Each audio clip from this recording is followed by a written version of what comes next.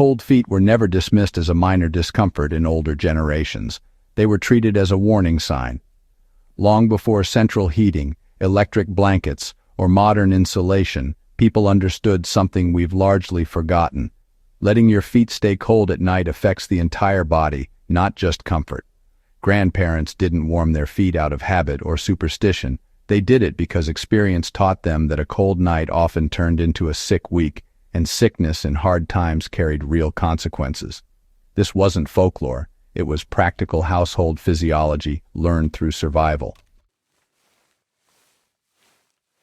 Cold feet were treated as a circulation problem, not a comfort issue. Older generations understood the body as a system that conserved heat aggressively. When the feet became cold, blood flow pulled inward to protect vital organs.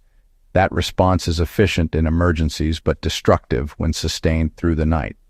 Reduced circulation in the extremities meant slower metabolic processes, poorer tissue repair, and disrupted sleep cycles. People who worked outdoors or in unheated buildings noticed that cold feet at bedtime almost guaranteed restless sleep, early waking, and lingering fatigue the next day.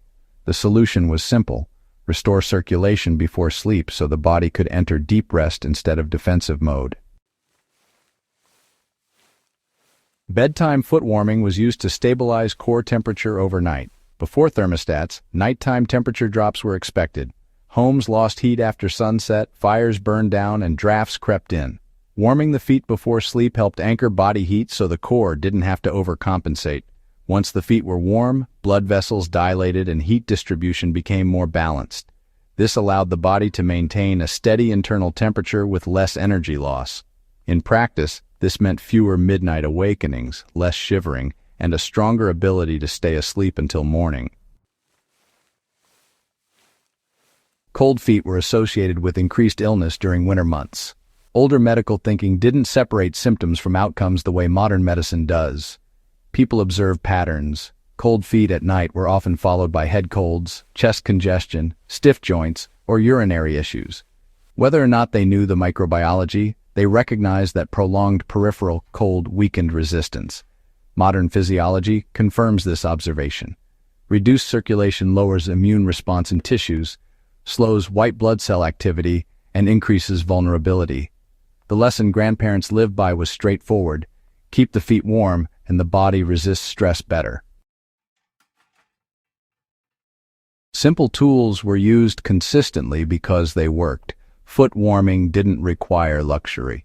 Hot bricks wrapped in cloth, warmed stones from the hearth, thick wool socks reserved only for sleeping, and preheated bed linens were standard practice. These methods weren't occasional comforts. They were nightly routines during cold seasons. The key was consistency. The feet were warmed before entering bed, not after discomfort set in. This preemptive approach prevented heat loss instead of reacting to it. Today, the same principle applies. A modern prepper can use warm water foot soaks before bed, insulated sleep socks that never leave the bedroom, or low-tech heat retention methods that don't rely on electricity. Sleeping with cold feet disrupts sleep architecture even today. Modern sleep studies show what grandparents already knew without instruments. Cold extremities delay sleep onset and reduce time spent in deep sleep. The brain remains partially alert, interpreting cold as environmental risk. This leads to lighter sleep stages, frequent micro-awakenings, and reduced overnight recovery. For anyone concerned with resilience, cognitive clarity, or physical endurance, this matters. Poor sleep weakens decision-making, reaction time, and immune resilience. Warming the feet is a small action with outsized impact. Foot warmth was linked to joint health and mobility in older age. Folks who lived through those hard winters noticed that cold nights aggravated joint pain. Ankles, knees, and hips suffered when circulation was restricted over and over again. Keeping feet warm wasn't just about that night's comfort. It was about preserving mobility over decades. Warm blood flow supports cartilage nutrition and reduces inflammatory stress. Even today, individuals with arthritis or circulation issues report measurable relief when nighttime foot warmth is prioritized. This is a long-term survival consideration, not a luxury. This knowledge translates directly to modern preparedness. Grid-down scenarios, fuel shortages, or winter travel all recreate conditions older generations manage daily. The mistake modern people make is focusing only on ambient temperature while ignoring circulation management. If heating is limited, warming the feet and insulating the lower body allows the core to remain stable with far less energy. This reduces fuel consumption, conserves calories, and honestly improves morale. In practical terms, a household that prioritizes foot warmth can function comfortably at lower indoor temperatures without health consequences. Applying this today requires discipline, not technology. Set a rule that sleep socks are never worn during the day so they remain dry and insulating.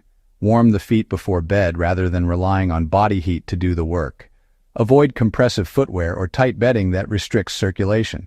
In cold environments, prioritize foot insulation even over additional upper layers. These are small decisions, but they mirror the thinking of people who survived winters without modern infrastructure. The habit endured because it worked across generations. Grandparents didn't pass this practice down out of nostalgia. They passed it down because it reliably preserved sleep, health, and energy during long winters. Cold feet were treated as a vulnerability, not an inconvenience. In an age where resilience matters again, this is knowledge worth reclaiming and applying with intention.